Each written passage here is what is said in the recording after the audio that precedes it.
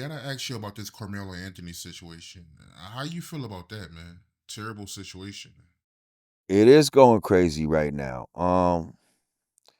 First of all, I feel like the real Carmelo Anthony got to be like, why this name got to be Carmelo Anthony? Even though it's spelled different, I know he's like, why this kid got to have the same name as me? God damn, you making me look bad. Um,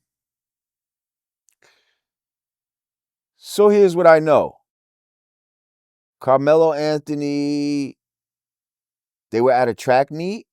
He went and go and sat in the other team's tent or some shit like that. Yeah, because it was raining. Oh, so it was raining and he sat underneath their tent. Why didn't he go in his own tent? I don't think he had one.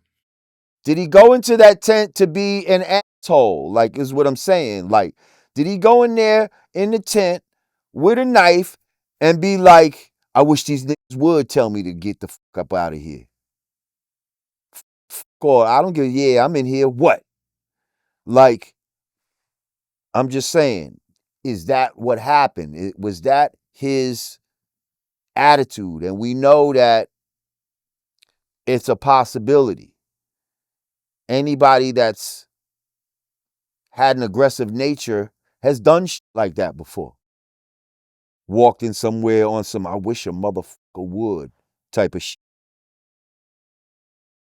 So was he on a I wish a motherfucker would type of energy? And then when they came to get him out of there, um, that's when he got to stabbing.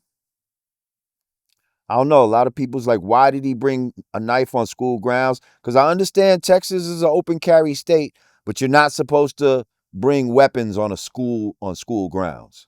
So that's where that that open carry falls short.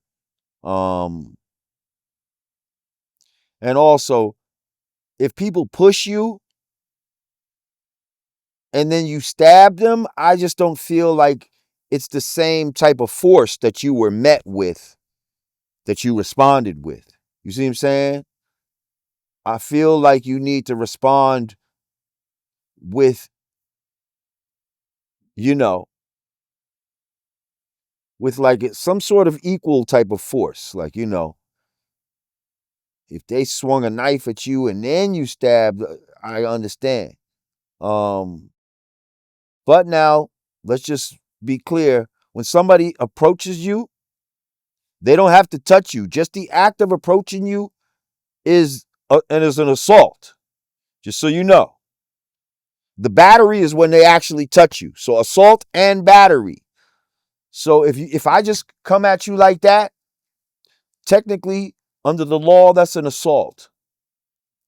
So when these people approached him in the tent, he can technically say that he was being assaulted. Now when they pushed him, was that the battery? I'm just saying. Technically probably yes. Because I see people trying to equate this as a like a not George Floyd, like a like a stand in your ground type of George Zimmerman type of situation. Um, and I'm just not sure if that's what we have here. Um, what I will say is, I think you need to get rid of that lawyer/representative he got because that guy is not making him look good. This guy, he got his own charges he got to worry about. Um, yeah, you need to get some new representation, Mr. Anthony. So, from your point of view, with everything you heard, where do you stand with it? Um, Now, first, I just want to say I'm very much like a Second Amendment type of person, and uh, I believe in stand your ground and like that.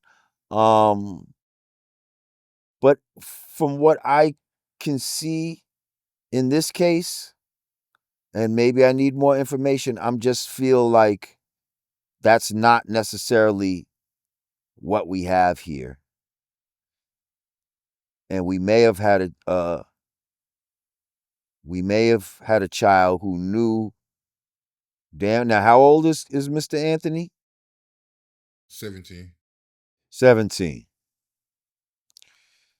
So now, just like we said that Kanye knew damn well what he was doing when he was sucking his little cousin's dick at 14, this dude knew damn well what he was doing when he walked up in that tent with a knife in his pocket, knowing he ain't supposed to be in that damn tent. That this is the other team's tent. You wasn't trying to cause no kind of friction. I feel like maybe you was. Or was it just such a rainstorm that you're saying and he just ran into the first 10 he saw? Is that what you're telling me happened? Cuz I didn't hear about this rain until you're telling me this. This is my first hearing about that. Yeah, that's what I heard, man. I heard it was raining. He went underneath the tent. They told him to leave. He refused to. They grabbed him and he stabbed him. For me, that's pretty crazy, man. For you to grab a stranger, somebody you don't know, I mean, that's pretty bold, man. That's wild, man. Me personally, I wouldn't do that. I wouldn't put my hands on somebody I don't know. I don't know how they'll react, So And that's what I'm saying. Was it that clear cut? Was it cuz right the way you just said it, the boy ain't do nothing. You see what I'm saying? But I could see it where, hey, um, you need to get out of this tent. Black dude, man, I ain't going no fucking where. I ain't going no fucking where. Yo, my man, I'm telling you, you need to fucking get out. Make me. Like, I'm just saying, that's a possibility that some like that happened too. And now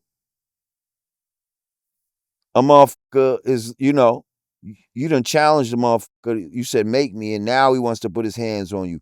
I'm just saying, I don't know how all of that transpired. Was any of that, was there any aggression on his behalf? Or was he just in that tent, you know, accidentally because, again, there was a monsoon rain out and he just ran into the first shelter that he saw and it happened to be their tent? Was it that? Or did he go in there to start some shit? Because if he went in there to start some shit and then it ended up with somebody getting stabbed and killed, he's at fault. And we have to, as black people, not always try to fall into the race card, analyze it with a clear head. You know what I mean? And if the boy's wrong, he's wrong. He should be convicted. If he's not wrong, if he got bullied and he was forced into that, well then we need to support him. But all of that information needs to come out before we can truly make a informed decision.